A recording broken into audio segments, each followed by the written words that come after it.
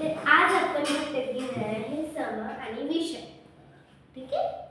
आता समसंख्यांमध्ये काय असतं, ज्या संख्येला 2 ने निश्चित भाग जातो त्या संख्येला समसंख्या म्हणतात. ओके. आता समसंख्या कोणत्या?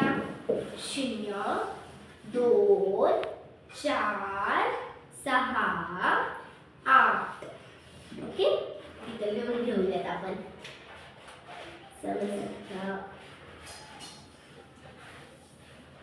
2, 0, 2, 4, 6 आणि 8. ह्या काय झाल्या समसंख्या. आणि विषम संख्या म्हणजे काय? ज्या संख्येला 2 ने निशेष भाग जात नाही त्या संख्येला विषम संख्या म्हणतात. आता विषम संख्या कोणत्या? तर पहा,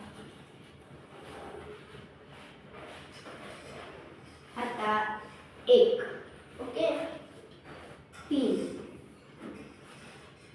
5, 7 आणि 9. ह्या संख्येला 2 ने निशेष भाग जातो का? नाही. मग ह्या कोणत्या झाल्या? विषम संख्या आणि ह्या समसंख्या. आता 1 ते 100 मध्ये 1 ते 100 मध्ये समसंख्या किती? प्रश्न पडला की नाही?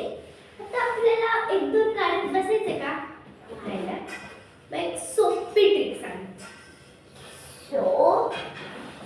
हे जे 100 च्या आधी किती? 50.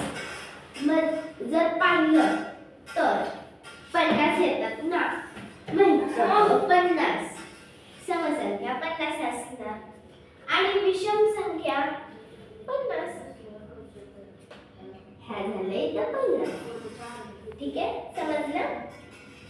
इथं 50 इथं 50 झाले किती? 100. म्हणजे आपलं उत्तर बरोबर आहे.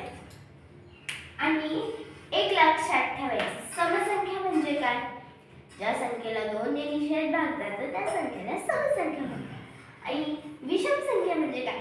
ज्या संख्येला 2 ने निशेष भाग जात नाही त्या संख्येला विषम संख्या म्हणतात. तर आता एवढंच लक्षात ठेवायचं. ठीक आहे. आता पुढच्या व्हिडिओमध्ये पहा. ठीक आहे. बाय.